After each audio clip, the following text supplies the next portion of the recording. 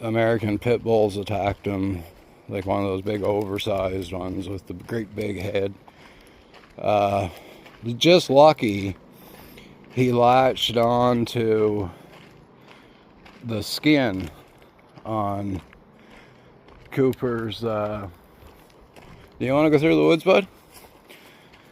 He latched onto the skin, and so he didn't get bone or anything like that. And so I took this, and of course I couldn't get this pit bull to unlock his jaws. There's just no way you can do that with brute force. So I took this and I wrapped it around his head, his throat, and I put it over my shoulder, and I kind of hung the pit bull there until he passed out. And that's how I got him to let go of Cooper. Now, for all you animal lovers out there, I didn't hurt. Oh, come here, Coop. Come here, bud. Come here. Okay, for all you animal lovers out there, I didn't hurt the pit bull. Just, you know, he passed out, and the owner came, and he came to, and he was stunned, and that was it. So, no, I wouldn't harm an animal unless I really had to,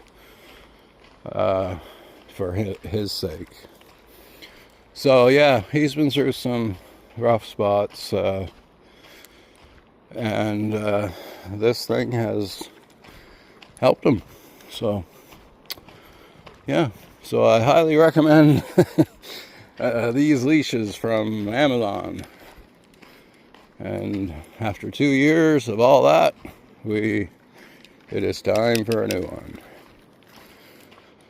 one. These and clotheslines are the best leads for a dog that can break things or chew through things, because obviously a clothesline has a lot of small metal fibers. Okay, let's go through here, Coop.